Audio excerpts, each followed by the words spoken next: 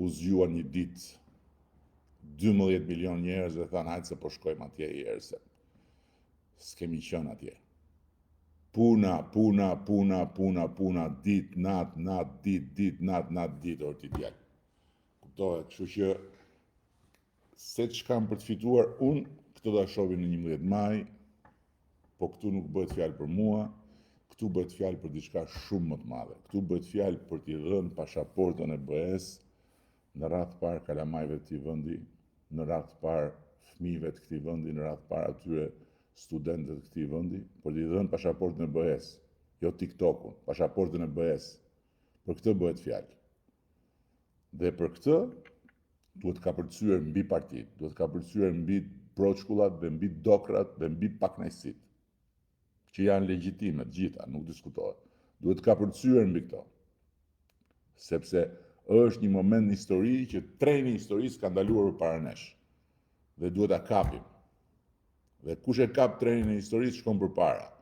Kush kthehet në anën tjetër e fut gjumit, ose thot hama se s'është ky momenti, ose hama se e kanë fajin këta, e kanë fajin ata, e humbet trenin e historisë. Kuptove ti, miku im.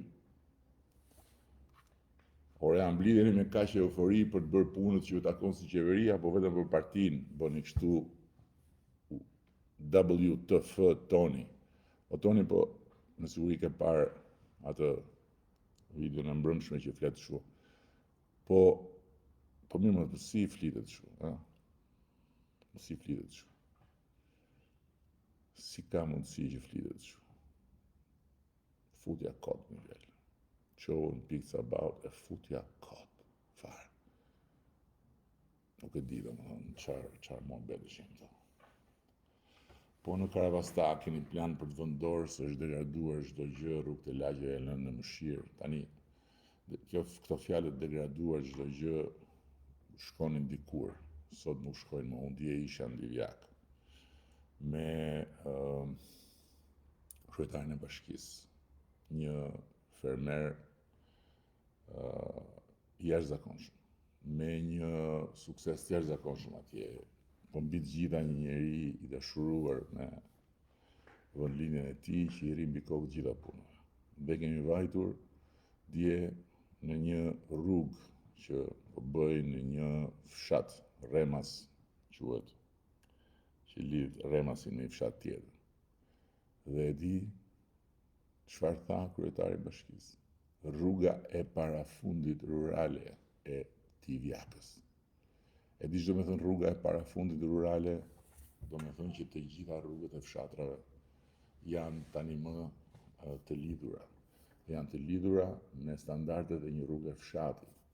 Se dëgjoj shumë këtu që thonë fshati, lën fshati, jo mor jo, se s'është kështu fare. Natyrisht që ka plot akoma për të bërë, se nuk mbarojnë të tëra, është si puna e ujit. S'ka ujë, si s'ka ujë, ku s'ka ujë. 4 zona urbane kishte Shqipëria që furnizoheshin me ujë 24 orë kur ne morëm detyrën. 4. 43 urbane dhe 98 rurale ka sot. Ju duken shumë juve 3 mandate. Po mirë, sa janë 3 mandate? 12 vjetë. Po pse s'u bën në 120 vjetë atëherë? Ishin bërë në 120 vjetë. Pse nuk u bën? Ku ishin? Dhe 11 kantiere janë sot që flasim në punë për ujin e pishëm, të tjera, plus edhe një blok tjetër, dhe brenda mandatit 4 mbyllet dhe kjo punë.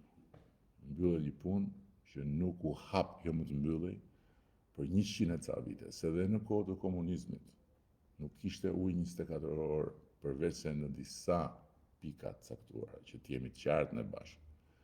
Në Vlorë, kam thënë dhe herë tjetër, në Skel, në mes Vlorës, kur shkoja dhe gjyshja për pushime, nuk kishte ujë 24 orë. Dhe ujin e pishëm në Drek, shkoni me mbushmit e Çezma përbashkët e lagjes. Kuptove. Po patjetër që për Karavastan kemi projekt, e kemi një projekt të jashtëzakonshëm. Së bashku me Josifin atje, edhe së bashku me ekipin atje.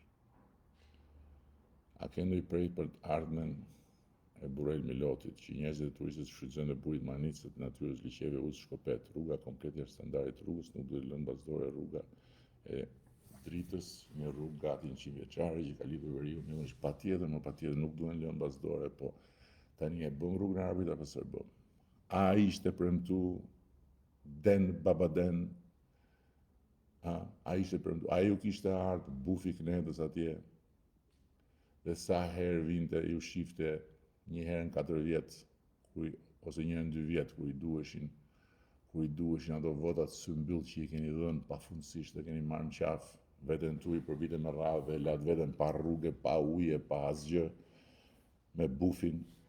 A ju thoshte të bëj rrugën e Arabit? E kush e bëri rrugën e Arabit?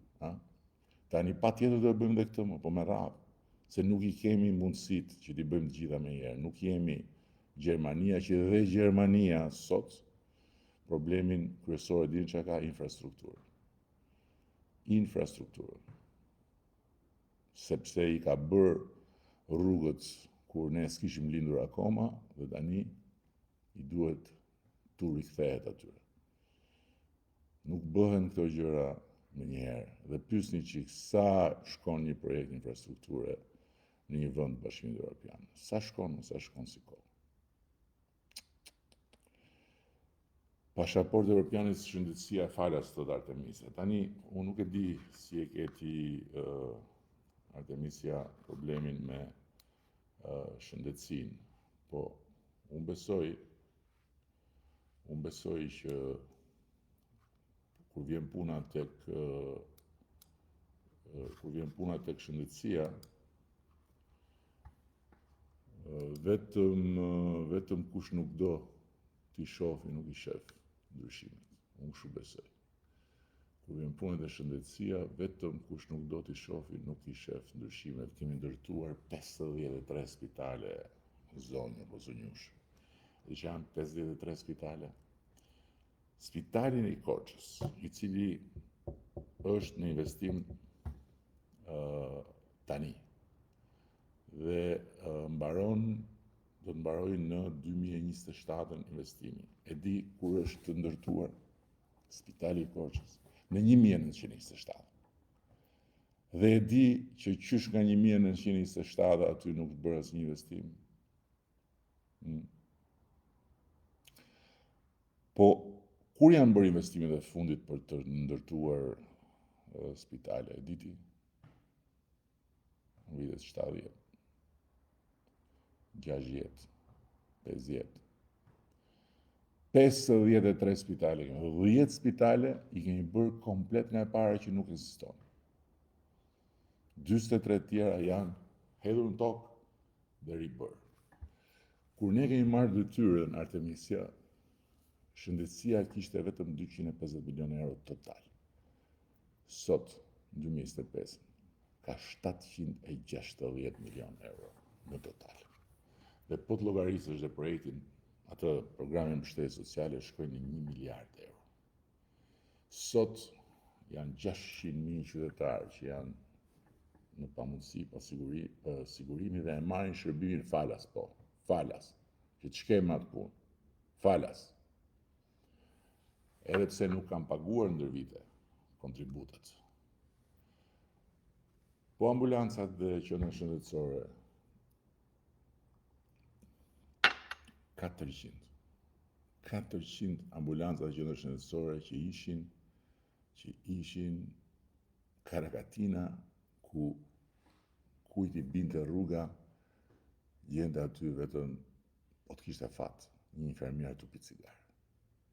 Me krevat, skelet krevatesh hekuri, me ato hedhur si për një batanie nga ato të vjetrat ushtaraket si letër zmeril që të kryuan të lëkurën, edhe bën ironi që shi shëndetësia falas pasaporta e BE-s. Pasaporta e BE-s është aty për t'u marrë, por duhet bërë sforcoja finale për ta marrë. Sepse e dëgjove komisionerin e zgjerimit të Bashkimit Evropian që erdhi këtu. 2027 tha për Shqipërinë. 2027, 2 vjet e gjysmë, dhe mbaron një histori prej 200 vjetës e gjysmë.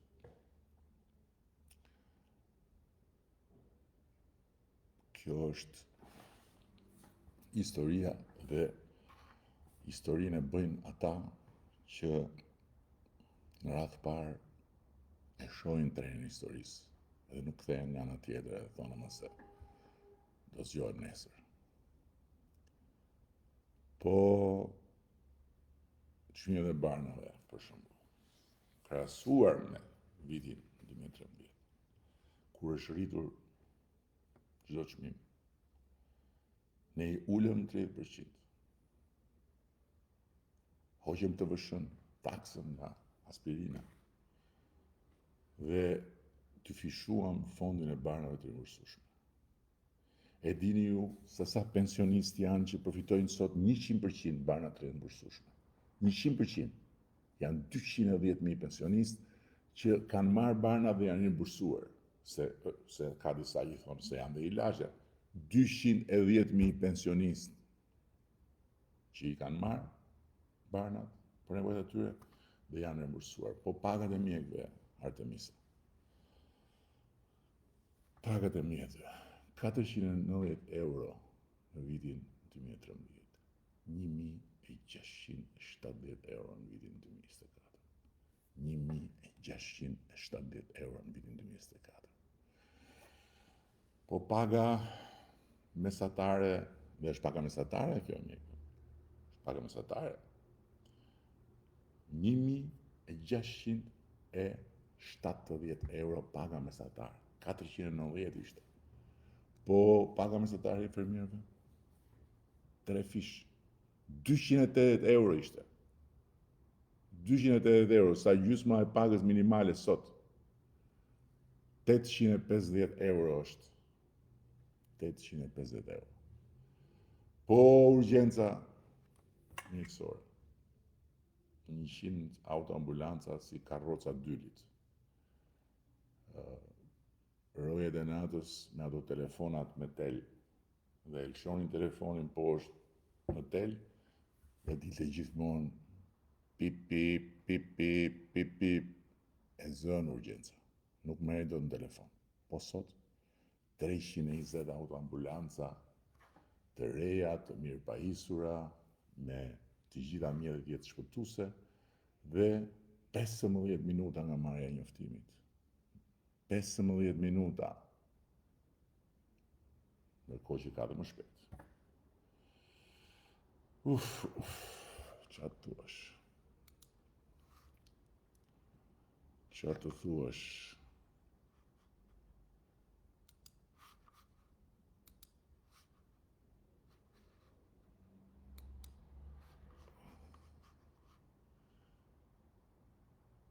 Ju e keni mendjen të votat, por ligjin për pensionet, ku e humbët, pse cenzurohet në fletore. Vera, ne nuk kemi humbur asnjë ligj për pensionet, dhe unë nuk e kuptoj këtë mendjen të votat.